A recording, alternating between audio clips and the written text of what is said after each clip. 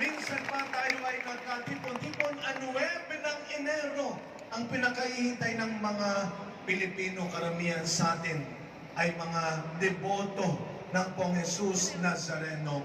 At tayo ay muling pinagsama-sama sa kabila ng marami nating pinagdaanan at pinagdadaanang pagsubok, problema at hirap, hindi natin pinalampas ang araw na ito. Amen. At kanina ho, galing kami ng aking sakristan, Kuya Roldan, birthday niya ngayon ay kami LRT lang para kami sumakay ng school bus dahil lahat ng nakasakay halos nakapang Nazareno. No, mga classmate ang aking nakasama sa LRT papunta dito. At pagdating ng Carriedo, punong-puno pa rin. Ito ay patunay lamang na sa kabila ng marami nating pagkakamali, pagkakasala, kahinaan, tayong lahat ay nandito sapagkat pinili pa rin tayong mahalin, patawarin ng Pong Jesus Nazareno. Kaya salamat sa Diyos. Yun ang masasabi natin sa mga sandaling ito. Salamat sa Diyos. Sabihin natin ng malakas, salamat sa Diyos. Salamat sa Diyos. Pakitanong nga po ang katabi ninyo, pagod ka na ba? Sabi, hindi. Gutom na. Pakitanong ulit ang katabi, pagod ka na ba? Sino ang mga pagod na? Taas ang kamay. Ulitin ko. Sino ang mga napagod na? Taas ang kamay. Plastic. Kayo kaya yung makipagsiksikan doon? Kayo kaya yung maglakad ng mahaba? Kayo kaya yung bumiyahe? Grabe. Ito sa kabilang kalsada to ng tulay, oh. Grabe, napakaraming tao.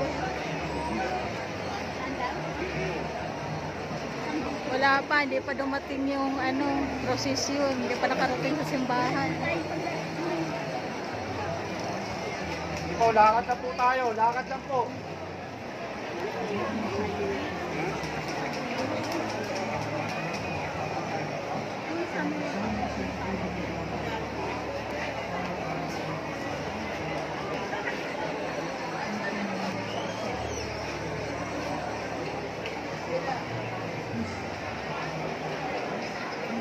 Kabilaan na punong-puno.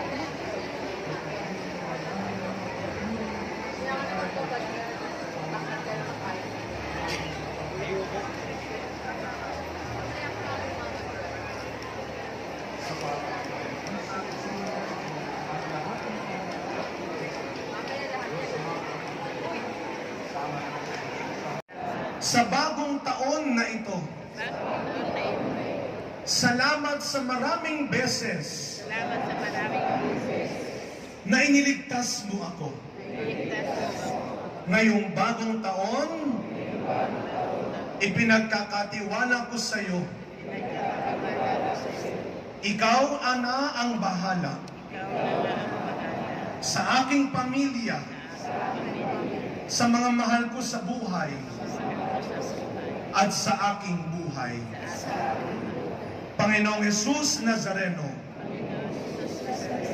sa iyo lamang ang aking buhay. Sa iyo lamang ang aking buhay. Palakpakan muli natin ang ating Jesus Nazareno. Kaya napakaganda ng tema natin ngayong bagong taon, ngayong